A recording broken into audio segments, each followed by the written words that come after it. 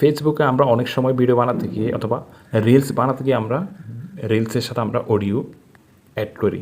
ওই অডিওর মধ্যে অনেক সময় আমরা দেখা দেখি কপিরাইটের কারণে আমরা অনেক সময় ভিডিওতে আমরা রেস্ট্রিকশন খেয়ে ফেলি, যেটা আইডিতে অনেক সময় ইনফেকশন করে অথবা অনেক সময় আইডি ব্যান হয়ে যেতে পারে।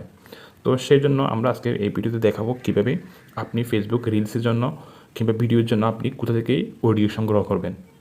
তো সেজন্য আমাদের প্রথমে যে কাজটি করতে হবে সেটি হচ্ছে আমাদের ফোনে থাকা ক্রোম অ্যাপসে প্রবেশ করতে হবে। প্রবেশ করে এখানে সার্চ বারে লিখে দিতে হবে facebook.com-এ প্রবেশ করতে হবে। পরে এর আগে একটি কথা বলে নিই, এখানে facebook.com সার্চ করার পরে আপনাকে অবশ্যই এটা আপনার ফেসবুক আইডি লগ ইন করে নিতে হবে। লগ ইন করে নেওয়ার পরে আপনি এই অপশানটা চালু করে নেবেন, ডেস্কটপ সাইট এই অপশানটা চালু করে নেবেন।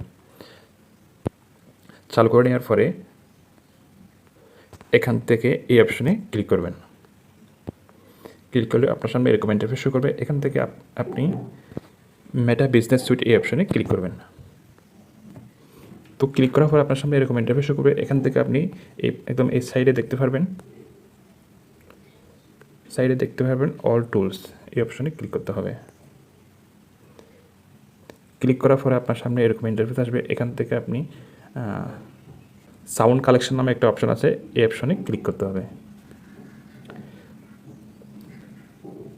ক্লিক করার পর আপনার সামনে এরকম ইন্টারফেস শো করবে।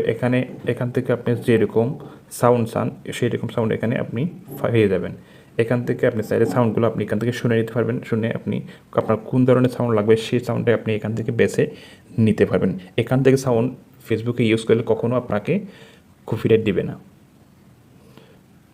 তো আজকের ভিডিও এই পর্যন্ত। ভিডিওটি যদি ভালো লাগে অবশ্যই আমার চ্যানেলটি সাবস্ক্রাইব করবেন এবং ভিডিওটি লাইক করবেন।